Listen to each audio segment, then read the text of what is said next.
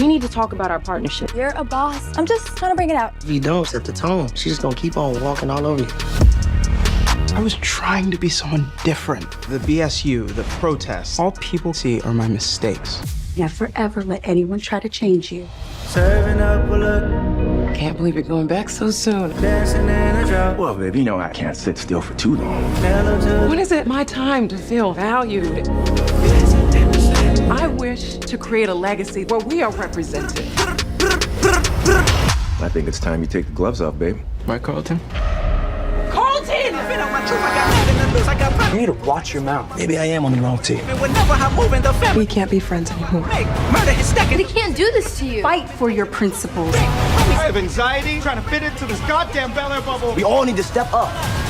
You got any Jeffrey wisdom? None that you want to hear. Jamal Finkley, Black Tree TV. Morgan, this was such a bold, like a bold input into the industry to create this story. What gave you the trailer was off the hook. You know, it gave us all the feel and like, okay, yeah, that could happen. But when did you believe that this could be like a reality? It could be a Peacock series in season 2 now. Like what, like from creating that fan base trailer, like when did you really realize that this is something tangible? Yeah, man. I mean, I tell people, you know, the moment that the vision hit me, you know, I was driving down 71 highway in Kansas City, my hometown, and the entire vision hit me at once. And man, the moment that the vision hit me, I knew it was special. You know, I knew it was something that could have some serious legs. And, you know, when the idea hit me, you know, you've got two options. You can let the idea float away or you could take action, you know, and I decided to take action and make that short film. And, you know, I always feel like the universe, you know, favors, you know, artists, particularly who are bold, you know, and who want to, you know, who are unapologetic about the things that we make. And, you know, I think this is, you know, kind of the perfect case study in that regard, where people are seeing a vision that came from a really pure place. You know, this idea wasn't born in a studio boardroom. It was born, you know, inside my brain as I was driving down the car. And it was just an idea I was passionate about since day one. And people connect with passion. And I think people really feel that in our show, bro. So full of gratitude, man, just thankful for it all. You know, but at the same time, man, I knew I had something special since day one, and here we are. So it's a blessing. But as an artist, I'm sure you procrastinated on several ideas. Like what made you take the extra step to make sure that this one was tangible? I mean, because I'm sure you probably have great ideas now that's beyond this great show that's going on with Bel-Air, and you might ponder them. But what got you over the edge to say? I mean, like, yeah, was it something that's just about this story in particular? You know? Yeah, no, it's such a good question. You know, I feel like when an idea hits us and it hits our spirit that we're very passionate about, it's important for us to really acknowledge that feeling, right? And again, you know, we have two choices. Like you said, you can procrastinate or you can decide to take action. And my mother always told me growing up, she said something I'll never forget. She said, imperfect action is better than perfect inaction, right? And so you have so many people who they'll get an idea and the vision is too big for them to wrap their arms around, and so they let it die. You know what I mean? And dreams die in the shadow. You got to give your dreams, you got to give your ideas and your vision, you got to give it light. That means you have to take action and do something about it. And so, you know, if there's something you're passionate about, anybody that's watching this, no dream is too big. You know, you can't wrap your arms around it. You know, just take, you know, it one day at a time, one step at a time, and you can achieve that goal. And, you know, Bel-Air started as a 3.5-minute short film, and now we're on season 2, and we're only just getting started. And so, got to take action, got to be bold and go for it. Tell me about that moment, because I know when you created this, you wasn't already connected to Will Smith. I'm assuming, like, you didn't have. No, I didn't know Will before that short, right? when you knew it reached his eyeballs, like how was that feeling? Like, yo, he's like, I know this could go viral and people could see it, and maybe like 2,000 people see this, but when you know that it reached Will Smith's desk and that he's seen it, of course, later he approved it. Like how was that feeling? Just knowing that he's seen it that day. Yeah, man, it was such an incredible moment. The moment I found out that Will had seen it and loved the short.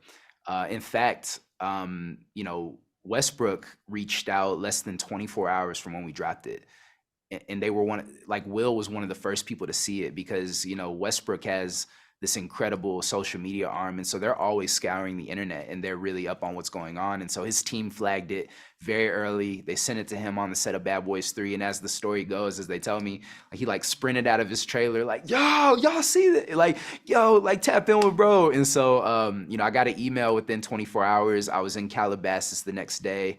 I met Will's manager, Miguel, and I was on FaceTime with Will, and he asked me, the question, and the question was, I love this. I love your vision for this. What do you want to do?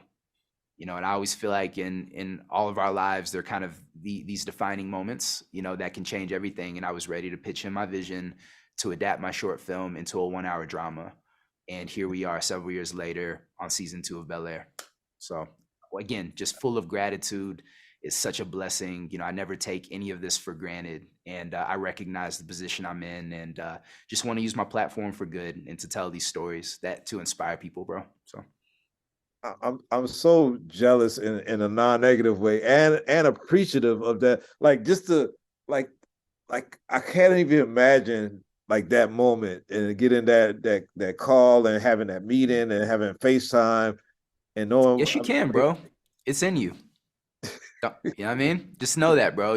It's in you. And I think I want my story to be proof of that you can achieve that dream. And again, it's like the universe, I feel like, rewards those who move boldly, in the stories they want to tell, bro. So don't count yourself out, fam. It can happen to you. It can happen to somebody that's watching right now. And it's possible, All right.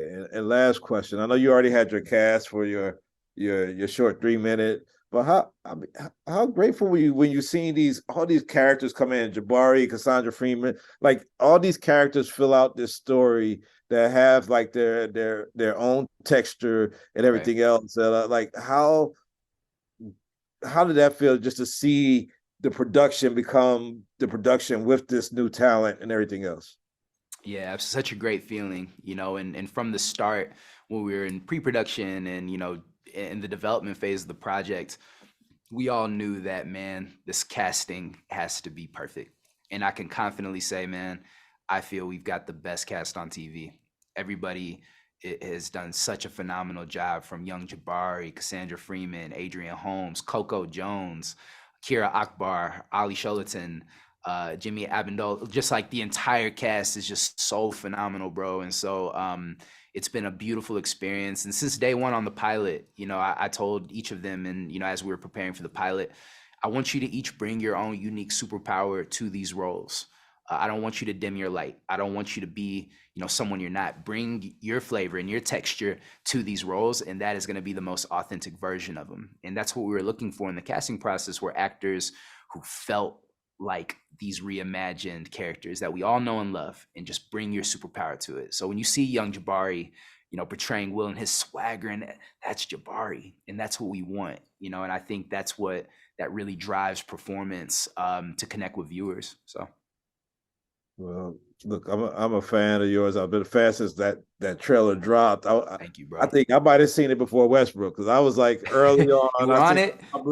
When I sent it to somebody and watched the numbers coming back, like, yo, this jumped another 40,000 views already. But yeah, look, I'm proud of you, man. I can't wait to everything else you create. I'm a fan, and I'm glad that you were bold enough to chase your dream and to put the action behind it. And it's a testament to other creators, man. Thank you for your time and your effort, and keep doing what you do, bro. Thank you so much, bro. I appreciate that, man. I humbly receive that, man, and vice versa to you. And you know what I mean? Like I said, bro, you got it, fam. I can tell you've got a vision and big ideas in your own life, man. I feel it. I just feel your energy. And so, I'm excited to see what you continue to do, bro. So great talking to you.